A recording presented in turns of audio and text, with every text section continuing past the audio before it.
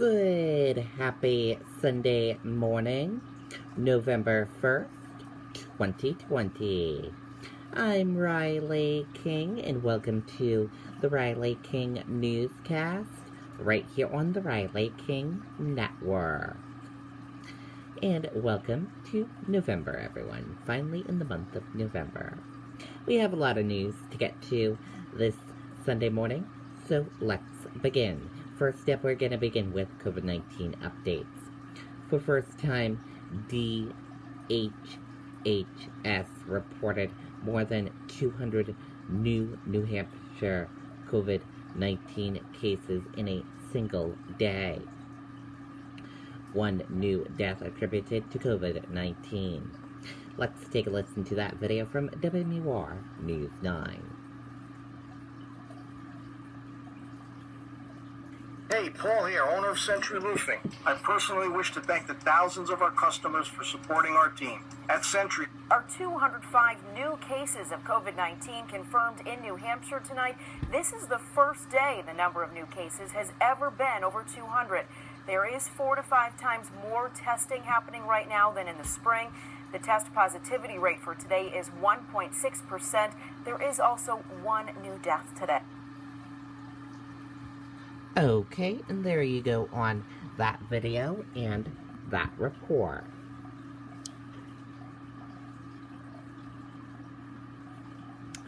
Now let's take a look at COVID-19 in New Hampshire, what you need to know.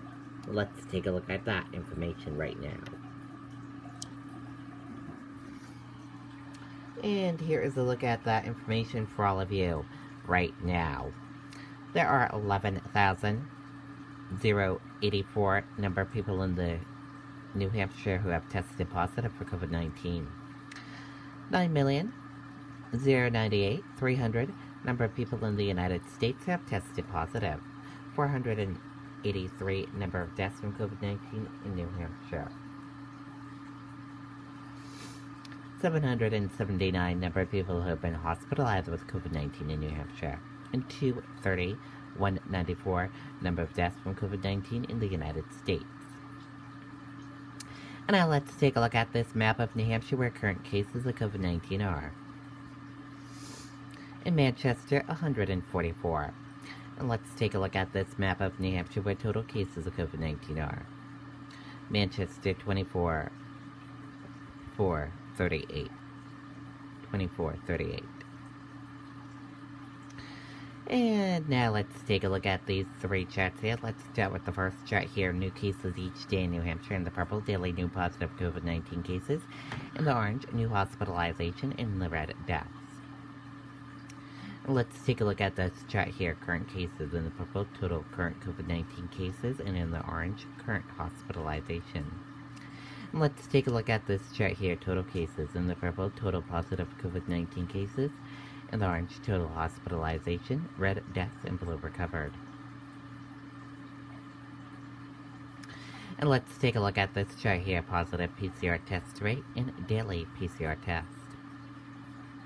And let's take a look at this chart here, age group of cases, female and male of cases, and risk information.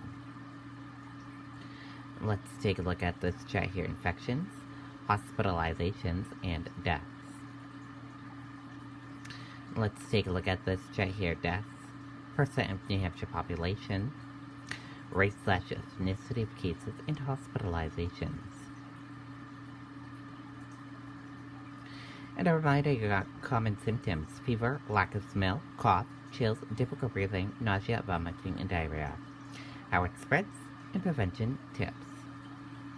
And be sure to stay with the Riley King Network for the latest of your COVID-19 information. Families of victims in Randolph crash reach settlement with trucking companies insurer.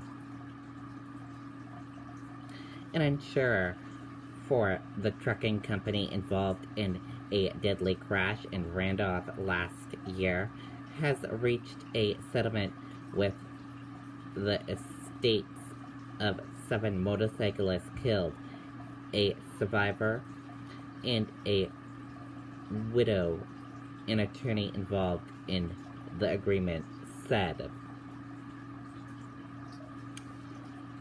Pilgrim Insurance CO, the insurer for Westfield Transport, will divide a $1 million payout between the parties, which will receive varying amounts, said Chuck Daniels, an attorney for Mary Welch, the widow of Albert Mezzo Jr., a motorcyclist killed in the crash.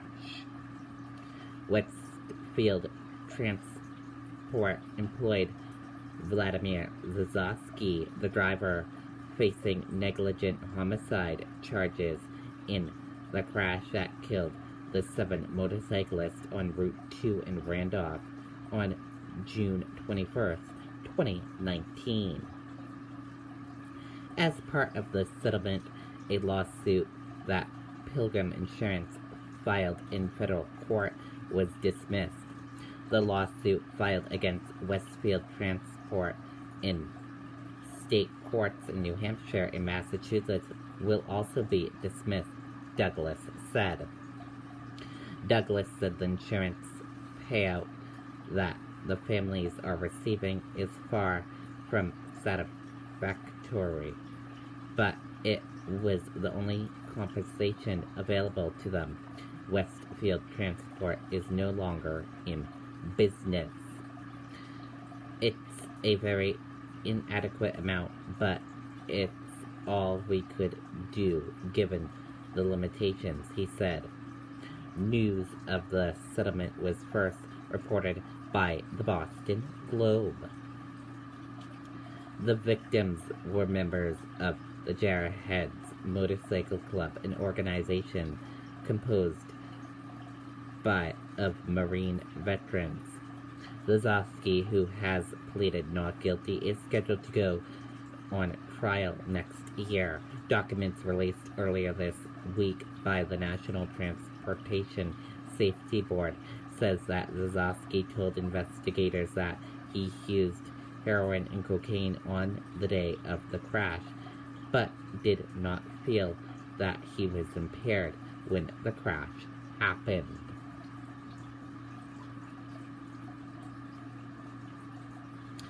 Granite Staters adjust to Halloween in the midst of the pandemic.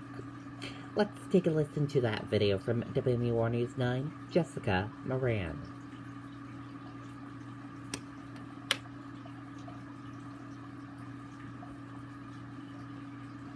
Hey, Paul here, owner of Century Roofing. I personally wish to thank the thousands of our customers for supporting our team.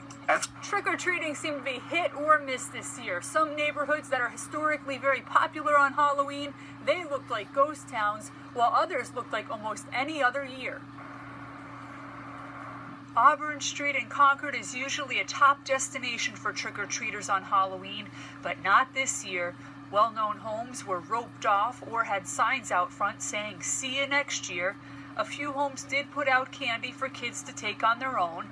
In Hooksett, News 9 met the Joffroy family where they were starting their trick-or-treating plan. We're going to go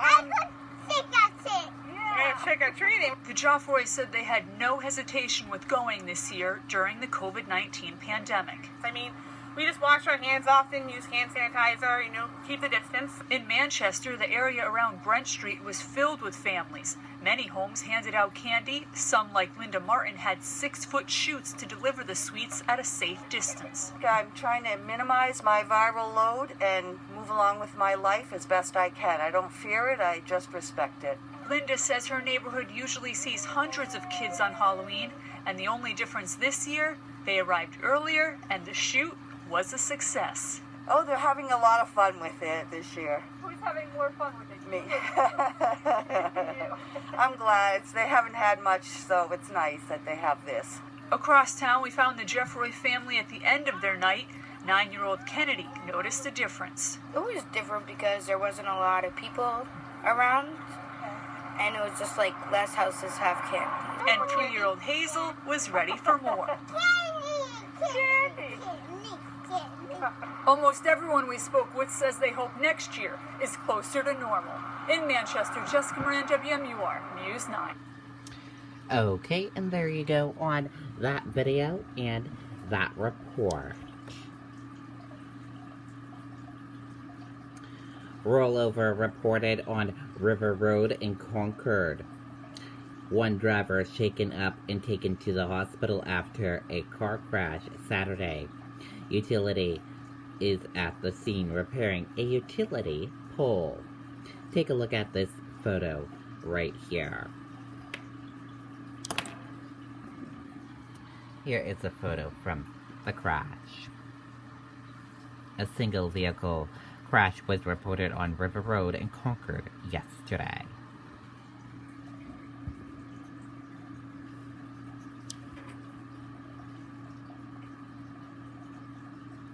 Concord police and fire and rescue teams were sent to a rollover on River Road on Saturday. At around 1:15 p.m., EMTs and officers were sent to a car crash just north of the intersection with River Road, Bog Road, and Carter Hill Road. The car appeared to have struck a utility pole and then flipped. The driver appeared to be badly shaken up. Later, he was taken to Concord Hospital. At post-time, utility had arrived at the scene to fix the damaged utility pole and hanging live electrical wires. Power is still on in the area but may be shut off for a short period of time during the repair. Police dispatch said the department had not had any contacts with the driver recently. A police sergeant said no charges had been filed yet in the incident. And that does it for that news report. Warren campaigns for Biden in New Hampshire in final days before election.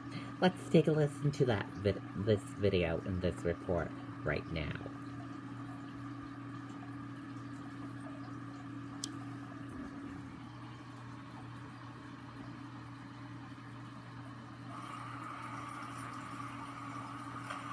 Warren campaigns for Biden in New Hampshire in final days before election.